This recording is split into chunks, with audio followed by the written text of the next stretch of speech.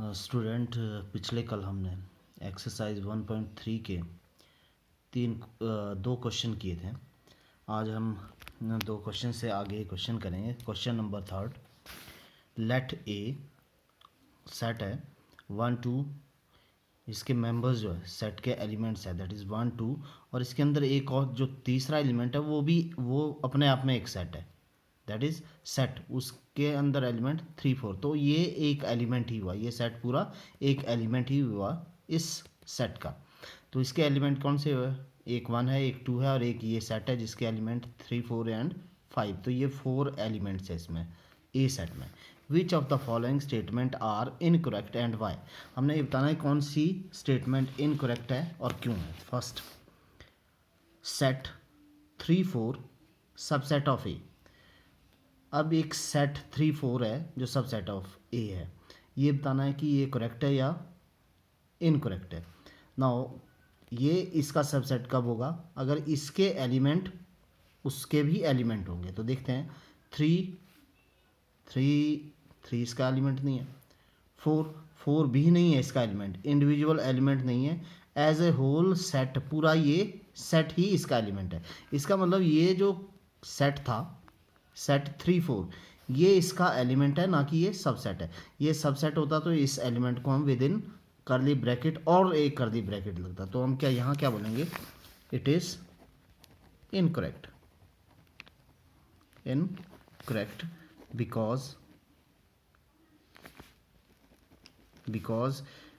ये जो 3 4 है ये क्या है? इसका एलिमेंट है। एलिमेंट है तो हम एलिमेंट्स के लिए क्या लिखते हैं? That is set 3 4 belong to A. ये इससे बिलोंग करता है, ठीक है। बिलोंग करता मतलब इसका एलिमेंट है, ना कि इसका सबसेट है। सबसेट के लिए हमारे को क्या चाहिए? इसका ये जो एलिमेंट है ये सेट के अंदर लिखना पड़ेगा, कर्ली ब्रैकेट के अंदर लिखना पड़ेगा। तो इसमें ये कन्फ्यूजन मत क्रिएट करना कि इसमें तो कर्ली ब्रेसिस है, पर ये कर्ली ब्रेसिस ऑलरेडी इसके अंदर है, तो ये पूरा क्या है? एक एलिमेंट है ये, तो ये belong to A. Now second, set 3 4 belong to A. Now it is correct, क्योंकि जो हमने ऊपर तो कहा इट इज करेक्ट। क्यों करेक्ट है? क्योंकि 3 4 इसका एलिमेंट है, इसमें बिलोंग करता है, तो एलिमेंट्स के लिए हम बिलोंग टू लिखते हैं। Third, set of 3 4 element is subset of A. Now इसमें देखो ये करेक्ट है, it is also correct, it is correct. अब यहाँ पर क्लियर हो गया होगा आपको। अगर हम लेते हैं एक कर्ली ब्रेसिस में, तो एक कर्ली ब्रेसिस में क्योंकि ऑलरेडी कर्ली ब्रेसिस में थे तो ये एलिमेंट था, पर जब इसके बाहर भी एक कर्ली ब्रेसिस लग गया तो जब एलिमेंट्स को हम विद इन कर्ली ब्रेसिस लिखते हैं तो वो सबसेट हो गया। अब ये जो सेट है, इस सेट का ये एलिमेंट क्या है? 3 4। तो यहाँ पर ये 3 4 इसमें, तो इस सेट का एलिमेंट ए में प्रेजेंट है, तो ये क्या होगा? सेट होगा। तो यहाँ पर हमने लिख दिया कि इट इज़ करेक्ट। क्यों करेक्ट है? बिकॉज 3 4 आंसर अगर इसको क्लियर करना हो तो लिख देते हैं, because 3 4 is also the element of A. ये 3 4 इस 3 4 का भी, इस सेट का भी एलिमेंट है और इसका भी एलिमेंट है, इसलिए ये क्या है? सबसेट है। Now fourth, 1 belong to A, that means 1 इसका एलिमेंट है, ए का एलिमेंट है। चेक करते हैं, 1 हाँ एलिमेंट है, तो it is correct, it is correct, ठीक है। Next, 1 is the subset of A. Now 1, अभी हमने बोला कि 1 क्या है? ए का एलिमेंट है, तो 1 ए का सबसेट नहीं है। सबसेट होने के लिए ये भी क्या होना चाहिए? सेट होना चाहिए। सेट के लिए हमारे को यहाँ पर क्या लगाना पड़ेगा? कर्ली ब्रेसेस लगाने पड़ेंगे। तो इट इज इनकरेक्ट,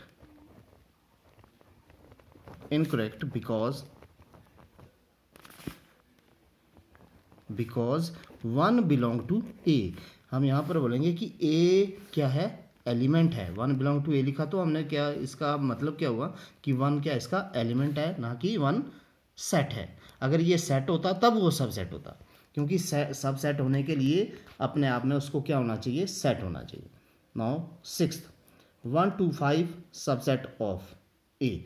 अब 1 to 5 इसका सबसेट होगा। अगर 1 to 5 इस सेट के एलिमेंट है तो वो ए के भी एलिमेंट होने चाहिए। चेक करते हैं, 1 2 एंड 5, यस 1 2 एंड 5 इसके भी है तो बोलेंगे it is correct, it is correct. Now क्यों करेक्ट है? बिकॉज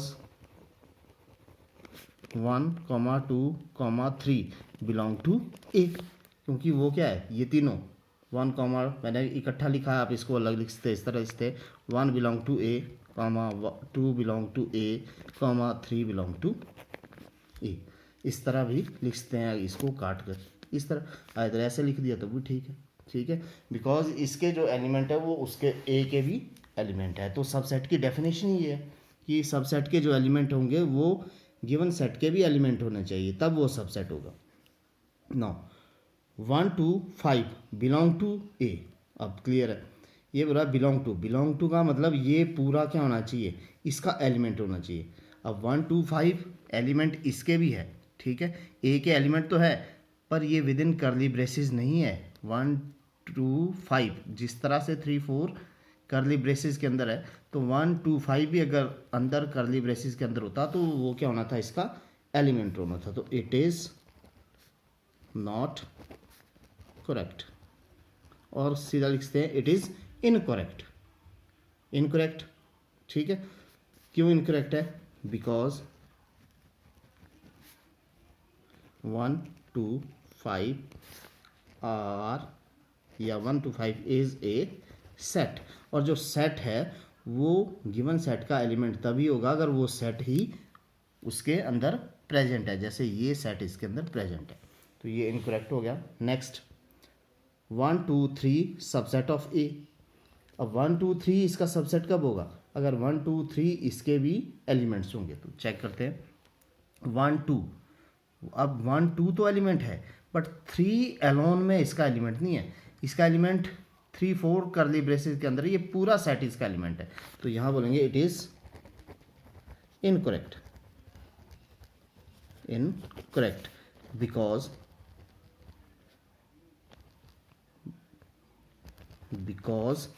क्या बोलेंगे, जो 3 है इट डजेंट बिलोंग टू ए। वो अकेले ए को बिलोंग नहीं करता। वो कैसे बिलोंग करता है?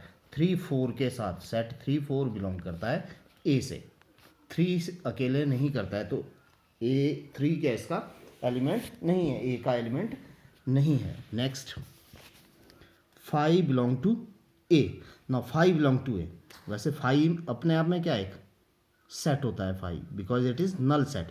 तो यहाँ पर 5 भी इसका एलिमेंट नहीं है, कहीं अंदर 5 है नहीं है, तो बोलेंगे it is incorrect. Correct because 5 is not an element of, because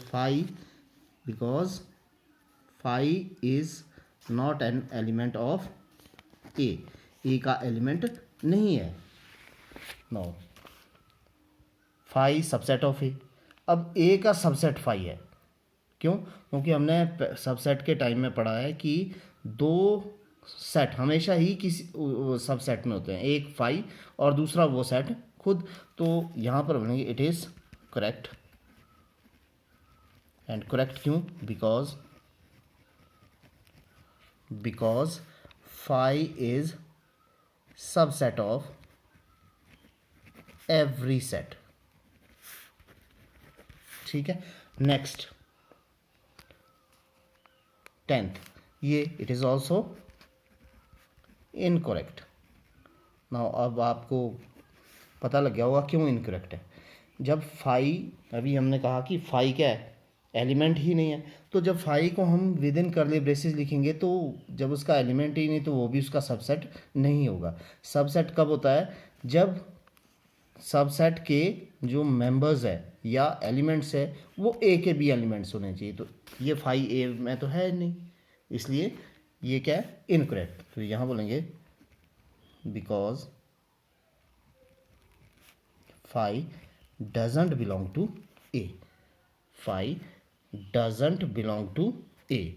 ए से बिलोंग नहीं करता है। तो इस तरह से हमने रीज़न दे दिया कि क्यों सबसेट है और क्यों नहीं है। जब कोई भी नंबर है वो एलिमेंट होगा तो हम बिलोंग टू लिखते हैं, एलिमेंट्स नहीं होगा तो डजेंट बिलोंग टू लिखते हैं, और सबसेट होगा तो सबसेट को चेक करने के लिए हमने उस सेट के एलिमेंट चेक करने हैं गिवन सेट में है या नहीं है। अगर वो गिवन सेट में एलिमेंट है तो हम बोलेंगे वो सबसेट है। Now question number 4, write down all the subset of the following set.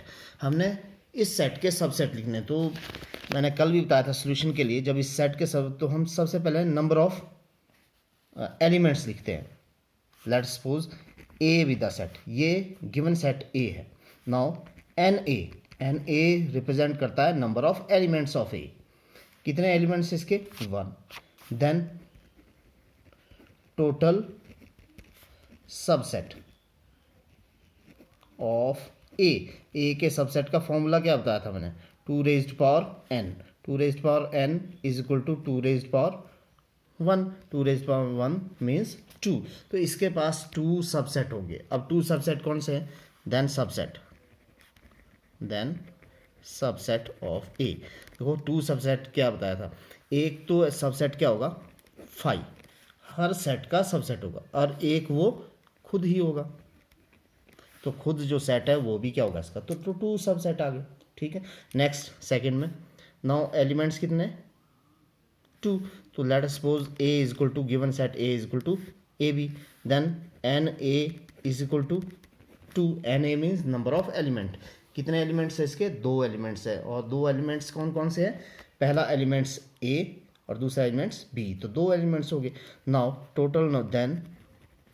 Total subset is equal to 2 raised power n. ये फार्मूला है 2 रेज्ड पावर एन। एन यहाँ पर क्या है? That is 2। 2 raised power 2 is equal to 4। Now 4 subset लिखेंगे। पहला subset क्या होगा? 5, सभी का होता है। दूसरा सबसेट ए बी इटसेल्फ होगा। ये 2 तो हमेशा करें। फिर नेक्स्ट क्या लिखेंगे? हर एलिमेंट्स को लिख लेते हैं। ए एलिमेंट्स है तो ए वाला सेट हो गया। दूसरा बी भी है इसका एलिमेंट्स, तो बी वाला। अलग अलग हमने एलिमेंट्स ले लिए, तो ये सबसेट हो गया। बिकॉज बी इसका भी एलिमेंट है, इसका भी, तो ये सबसेट होगा। ए इसका भी एलिमेंट है, इसका भी हो गया। देन ए बी इसके भी एलिमेंट है और ए के भी एलिमेंट है, तो ये भी क्या हो गया? सबसेट होगा। तो सबसेट लिखने के लिए 2 ऑलरेडी हमें इजीली पता लग जाएंगे, और बाकी सबसेट लिखने के लिए हम इंडिविजुअल एलिमेंट्स को लेंगे। ठीक है। Next third, given set A is equal to 1 2 3, then n A is equal to, ये सोल्यूशन में आप डायरेक्ट नीचे लिखते हैं। N A is equal to कितने एलिमेंट्स है? 1 2 3 एलिमेंट्स को हम एन ए लिखते हैं, number of elements in A, that is 3. Then total subset, क्या फॉर्मूला है सबसेट के लिए? 2 raised power n। 2 raised power n यहाँ पर क्या है? 3। तो 2 raised power 3, 2 multiply 2 multiply 2, 2 2 jar 4, 4 2 jar 8। 8 subset होंगे। 8 सबसेट में पहला सबसेट क्या हो गया? द सबसेट्स आर नंबर 1 पहला तो 5 होगा, और दूसरा ये सेट खुद होगा 1 2 एंड 3। उसके बाद एलिमेंट से लिख लेते हैं। 1 लेते हैं तो एक और हो गया। जब एलिमेंट्स 2 लेंगे इसका सेट एक हो गया। एलिमेंट्स 3 लेंगे इसका सेट एक हो गया। फिर अब 1 2 ले लेते हैं, 1 2 एलिमेंट्स ले लेते हैं तो इसका सेट हो गया। फिर 1 और 3 ले लेते हैं, 1 एंड 3, ये भी हो गया। एंड 2 3 ले लेते हैं, 2 एंड 3। नाउ काउंट कि क्या ये 8 हैं? 1 2 3 4 5 6 7 8। ठीक है। Next fourth 5। अब 5 एक सेट ऐसा होता है जिसके पास नंबर ऑफ एलिमेंट्स क्या होते हैं? 0। Then n A is equal to 0। Let us suppose करते हैं कि ए हमारे पास 5 है। इस सेट को हमने क्या ले लिया? A, and number of elements 0। Then number of subset, कितने सबसेट होंगे? 2 रेज्ड पावर n, और 2 रेज्ड पावर n क्या है यहाँ हमारे पास? 0। 2 रेज्ड पावर 0, किसी की भी पावर अगर 0 दैट इज इक्वल टू 1, तो इसके पास एक ही सेट होगा। और हमने बोला था किसी भी सेट का सबसेट फाई तो होता ही होता है, तो फाई का सबसेट भी क्या होगा, फाई ही होगा सबसेट। ठीक है, एक सबसेट फाई हो गया, दूसरा इटसेल्फ होता है, तो इटसेल्फ तो ये खुद ही फाई है, तो क्या आ गया फाई, तो इसका सबसेट भी एक ही होगा, that is phi. Now move करते हैं क्वेश्चन नंबर 5 की ओर। How many elements P A if A is equal to 5। Now question ये सिमिलर टू इसकी ही तरह है। देखो ए क्या है, दैट इज 5, हमारे से पूछा है कि पी ए में, अगर आपको याद होगा तो कल हमने क्या था, power set of A. Power set of A क्या होता है, जितने भी इसके सबसेट होंगे, जितने भी ए के सबसेट होंगे, उनको मिलाकर जो एक सेट बनता है उसको हम पावर सेट बोलते हैं। तो given A is equal to 5, then n A same वही है जैसा हम पीछे करें, नंबर ऑफ एलिमेंट्स कितने ए में, 0। द सबसेट कितने, सबसेट ऑफ ए वो क्या है, 2 raised power 0, 2 raised power n होता है 0, दैट इज 1। अगर इसका 1 ही सबसेट है तो पावर सेट के एलिमेंट कितने होंगे, दैट इज 1 ही होगा।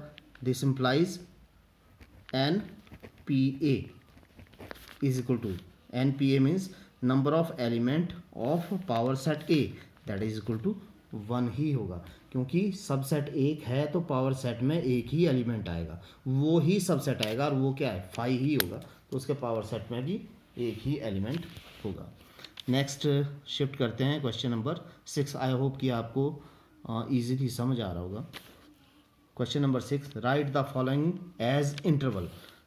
ये सेट बिल्डर फॉर्म दिया है और हमने इसका इंटरवल लिखना है। जो फर्स्ट है, देखो सेट बिल्डर फॉर्म लिखने के लिए क्या है, हम ये देखते हैं कि वो क्लोज इंटरवल है या ओपन इंटरवल है। क्लोज इंटरवल के लिए हम क्या करते हैं, इक्वल टू साइन भी होता है लगा हुआ, लेस देन इक्वल टू, और ओपन इंटरवल के सिर्फ लेस देन होता है। तो यहाँ पर देखते हैं x such that x belong to R, जो ये एक्स है वो रियल नंबर से बिलोंग करता है, आर मीन्स रियल नंबर।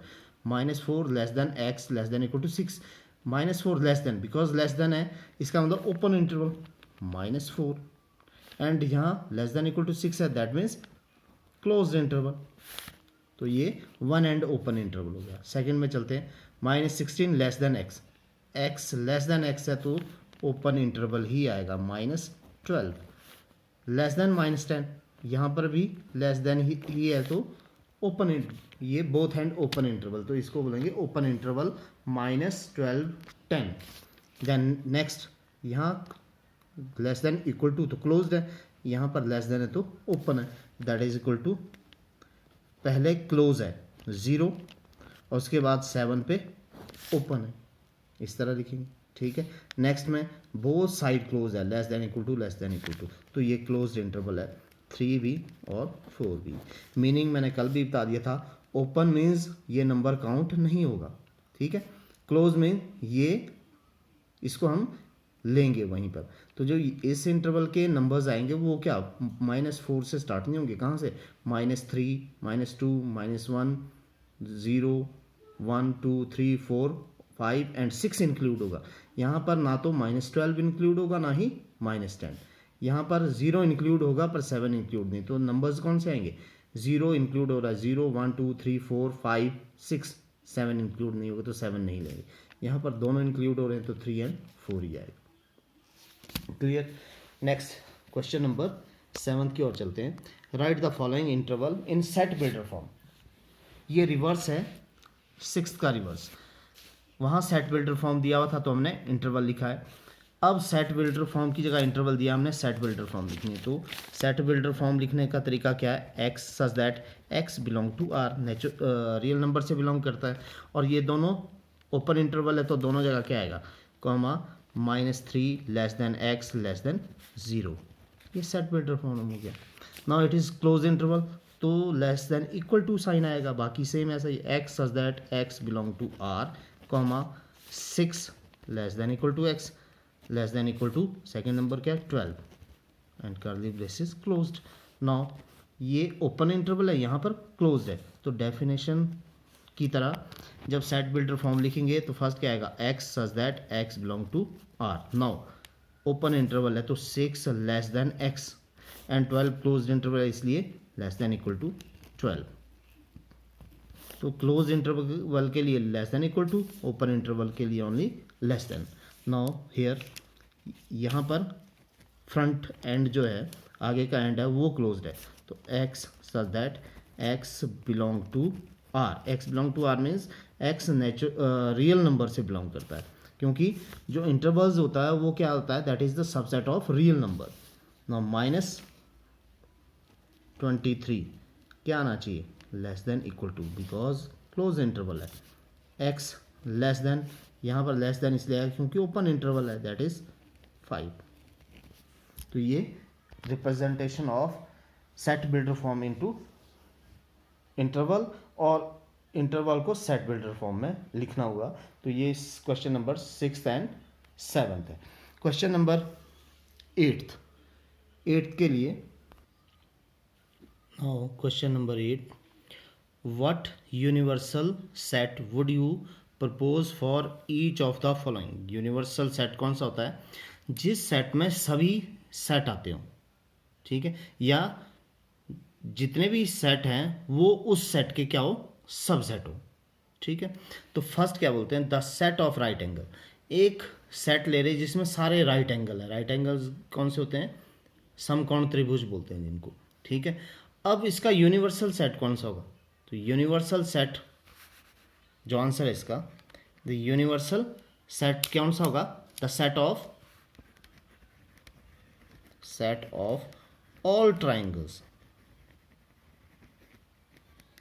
देखो एक तो हो गया कि जितने भी ट्राइंगल्स है उनका सेट। क्यों, क्योंकि ट्राइंगल्स में कौन कौन से ट्राइंगल्स आते हैं, राइट एंगल ट्राइंगल भी आता है, ठीक है, एक्यूट एंगल ट्राइंगल भी आता है एंड ऑब्ट्यूज एंगल ट्राइंगल भी आता है। तो अगर हम सारा सेट लेंगे जिसमें राइट एंगल ट्राइंगल भी है, ऑब्ट्यूज एंगल ट्राइंगल भी है एंड एक्यूट एंगल ट्राइंगल भी है, तो इस सेट, ये सेट के जो एलिमेंट है वो उसमें भी है। तो ये क्या होगा, इसका जो यूनिवर्सल सेट होगा वो सेट ऑफ ऑल ट्राइंगल्स, या फिर और सेट ऑफ ऑल पॉलीगन्स। जब हम पॉलीगन्स मीन बहुभुज, जब हम बहुभुज की बात करते हैं तो बहुभुज में क्या आ रहा है, चतुर्भुज भी आती है, पंचभुज भी आता है और त्रिभुज भी आती है। तो त्रिभुज भी क्या है, ये जो राइट एंगल ट्राइंगल है वो भी इसके अंदर प्रेजेंट है। इट मीन्स या तो सेट ऑफ ऑल ट्राइंगल भी इसका यूनिवर्सल सेट है और सेट ऑफ ऑल पॉलीगन भी इसका क्या है, यूनिवर्सल सेट है, ठीक है। नेक्स्ट, द सेट ऑफ आइसोस्केल ट्राइंगल। सेम ट्राइंगल तो आइसोस्केल ट्राइंगल भी किसके अंडर आते हैं, सेट ऑफ ऑल ट्राइंगल। तो इसका आंसर भी क्या है, that is set of all triangle. तो इसका जो यूनिवर्सल सेट होगा that is also the set of universal triangle. Now question number set of all triangle, इसका जो यूनिवर्सल सेट होगा। नाउ क्वेश्चन नंबर 9 पे चलते हैं। बुक से ही आपने इसको नोटिस करना, इसको लिख लेंगे। Given the set A, now set ए का एलिमेंट है 1 3 5, बी 2 4 6, सी 0 2 4 6 8, तीन सेट गिवन है। Which of the following may be consider as universal set for the following for all the three set A B and C.